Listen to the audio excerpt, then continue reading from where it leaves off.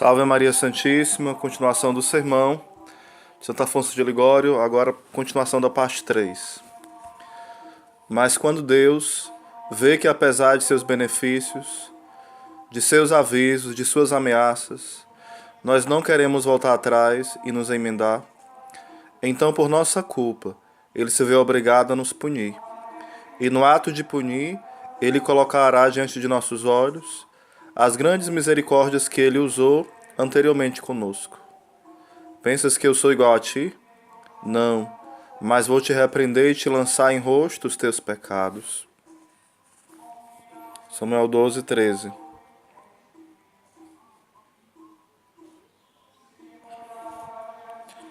Aliás, o Salmo 49, versículo 21.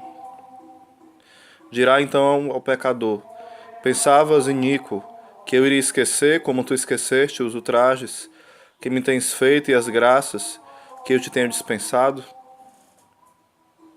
Alguém pode dizer, parece contraditório. Não, não é contraditório, porque quando a palavra de Deus fala que Deus esquece os nossos pecados, é no sentido de que quando nós nos arrependemos de fato e confessamos e lutamos contra o pecado.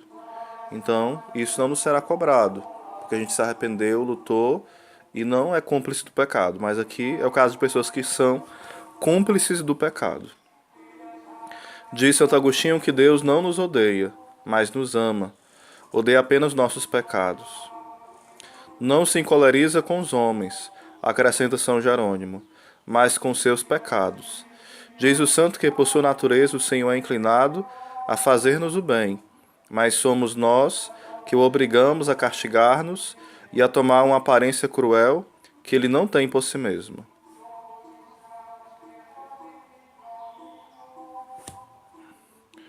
É o que Davi quis dizer quando afirmou que Deus, ao castigar, é como um homem embriagado que golpeia enquanto dorme. Então o Senhor despertou como de um sono, como se fosse um guerreiro dominado pelo vinho, e feriu pelas costas os inimigos. Salmo 77, versículos 65 e 66. Explica Teodoreto que, assim como a embriaguez não é natural ao homem, igualmente não é próprio a Deus castigar. Somos nós que o obrigamos a tomar face a nós aquela ira que naturalmente não tem. Tu mesmo acumulas a ira que Deus naturalmente não tem. Comenta São João Crisóstomo que no juízo final Jesus Cristo dirá aos condenados: retirai-vos de mim, malditos, ide para o fogo eterno, destinado ao demônio e aos seus anjos. Pergunta Crisóstomo: quem preparou este fogo para os pecadores? Acaso Deus? Não, porque Deus não cria as almas para o inferno, como dizia o ímpio Lutero. Os próprios pecadores preparam esse fogo para si com seus pecados. Santo Afonso vai nos dizer, né? Ele vai mostrar a heresia de Lutero de falar essa besteira, né? Que Deus cria o inferno cria as almas para jogar no inferno. Isso é loucura, não é que Lutero ensinava. Aquele que semeia o mal recolhe o tormento. Provérbios 22, versículo 8. Quando voluntariamente a alma consente no pecado, fica obrigada a pagar a pena, e ela própria se condena ao inferno. Fizemos um pacto com a morte, dizei vós, uma convenção com a morada dos mortos. De onde conclui, bem Santo Ambrósio, que Deus não condena ninguém, mas cada um é ele próprio o autor de seu castigo. E como diz o Espírito Santo, o pecador será consumido pelo próprio ódio que ele voltou contra si mesmo. A vara de sua ira o ferirá. Provérbios 22, versículo 8.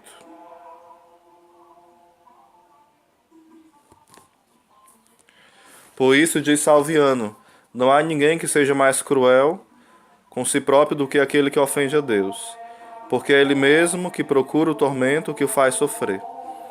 Deus não quer nos ver aflitos. Somos nós mesmos que atraímos os tormentos sobre nós, e com nossos pecados acendemos as chamas para sermos queimados.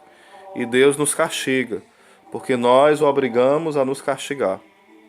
Mas eu sei, tu dizes, que a misericórdia de Deus é grande, ainda que cometa muitos pecados. Penso em me arrepender depois e mudar de vida, e Deus terá pena de mim. Mas não digas isto, diz o Senhor.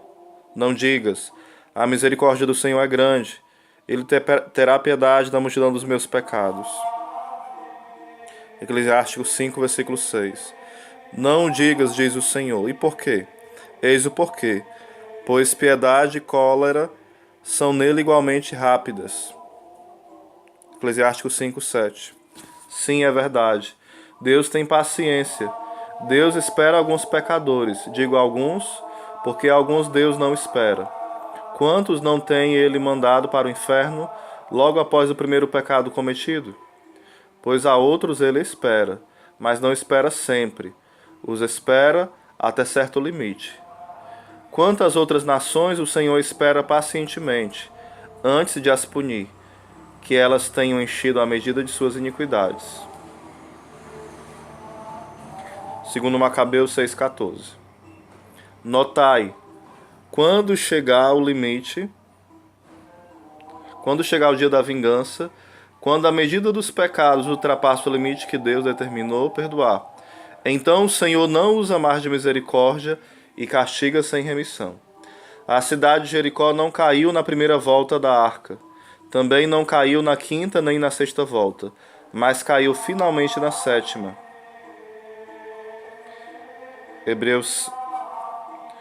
Josué 6, versículo 20. E o mesmo acontecerá contigo, diz Santo Agostinho. Após a sétima volta da arca, ruirá a cidade da vaidade.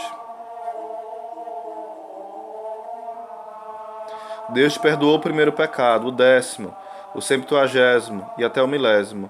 Ele te chamou tantas vezes, agora mesmo volta a chamar-te.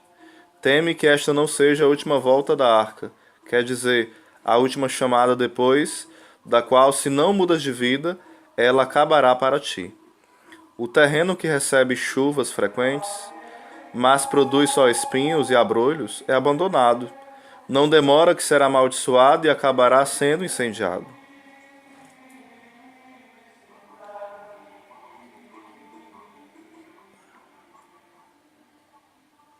Aquela alma que recebeu as águas da sabedoria e da graça divina, e que em vez de dar frutos deu espinhos de pecado, está prestes a ser amaldiçoada, e finalmente seu termo será arder eternamente no inferno. Em suma, quando chega no limite, Deus castiga. E quando Deus quer castigar, compreendamos que Ele pode e sabe castigar.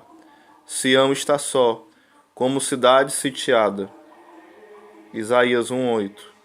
Quantas cidades nós sabemos que foram destruídas e rebaixadas por causa dos pecados dos seus habitantes, que Deus não pôde mais suportar. Um dia, passando Jesus Cristo próximo da cidade de Jerusalém, olhou-a e, considerando a ruína que haveria de cair sobre ela, por causa de suas maldades, nosso Redentor, que tem tanta compaixão por nossas misérias, se pôs a chorar. Contemplou Jerusalém e chorou sobre ela, dizendo: Não deixarão em ti pedra sobre pedra, porque não conhecestes o tempo em que fostes visitada. Pobre cidade, não ficará pedra sobre pedra, porque não quisestes conhecer a graça que te fiz visitando-te com tantos benefícios e tantos sinais do meu amor. E tu, ingrata, me desprezas e me expulsas. Jerusalém, Jerusalém, quantas vezes quis ajuntar os teus filhos, mas não quisestes. Eis que vos ficará deserta a vossa casa. Meu irmão pecador, quem sabe se nesta hora Deus está olhando para a tua alma, mas olha e chora, porque Ele vê que tu não levarás em conta a visita que agora está te fazendo e do apelo que te faz para mudar de vida. Quantas vezes quis, mas não o quisestes? Quantas vezes, diz o Senhor, com as luzes que te tenho dado, quis atrair-te a mim, e não tens querido ouvir-me? Te tens feito de surdo, e tens continuado a fugir de mim? Eis que vos ficará deserta a vossa casa, Eis que estou prestes a abandonar-te, e se eu te abandono, tua ruína será inevitável e sem remédio. Tentamos curar a Babilônia, mas em vão. Deixai-a. O médico, quando vê que o enfermo não quer tomar os remédios, que ele próprio leva com tanto amor, e o joga pela janela, o que faz finalmente? Volta-lhe as costas e o abandona. Meu irmão, com quantos remédios, com quantas inspirações, com quantas chamadas Deus tem procurado até agora livrar-te de tua condenação? Que mais Ele pode fazer? Se depois te condenas, poderás queixar-te de Deus, após Ele ter te chamado de tantas maneiras? Deus chama com as pregações e com as vozes internas, chama com os benefícios, chama finalmente com os flagelos temporais, a fim de fazer-nos temer e evitar o flagelo eterno. Diz São Bernardino de Siena que para certos pecados, como são especialmente os escândalos, não há remédio mais apto a tolher-lhes que os castigos terrenos. Mas quando o Senhor vê que os benefícios não servem senão para tornar os pecadores mais insolentes na sua vida malvada, que não levam em conta as suas ameaças, quando vê em suma que fala e não é escutado, então ele abandona e castiga com a morte eterna. E por isso diz: uma vez que recusaste o meu chamado e não destes ouvido às minhas admoestações, também eu me rirei de vossos infortúnios. Vós rieis das minhas palavras, das ameaças e dos flagelos, diz Deus. Virá para vós o último castigo, e então me lembrarei de vós. E a vara transformou-se numa serpente. Comenta São Brunone que a vara converte-se em dragão, quando não queremos nos emendar. Ao flagelo temporal sucederá o eterno. Oh, como Deus sabe castigar! E como sabe fazer com que o castigo venha das próprias coisas e motivos pelas quais se peca. Por onde cada um peca, será punido. Os judeus mataram nosso Senhor por temerem que os romanos se apoderassem de seus bens. Os romanos virão, diziam, mas estes mesmíssimos pecados de dar morte a Jesus Cristo causou que pouco tempo depois os romanos viessem e os despojassem de tudo. Temeram perder os bens temporais, de Santo Agostinho, e não cogitaram da vida eterna, e por isso os perderam. Para não perderem os bens, perderam a alma, mas veio o castigo e perderam ambos. E o mesmo acontece com muitos. Perdem a alma pelos bens da terra, mas Deus justamente permite depois que, por causa do pecado, fiquem pobres nesta vida e condenados na outra. Meus caros pecadores, não provoquem mais a ira do vosso Deus.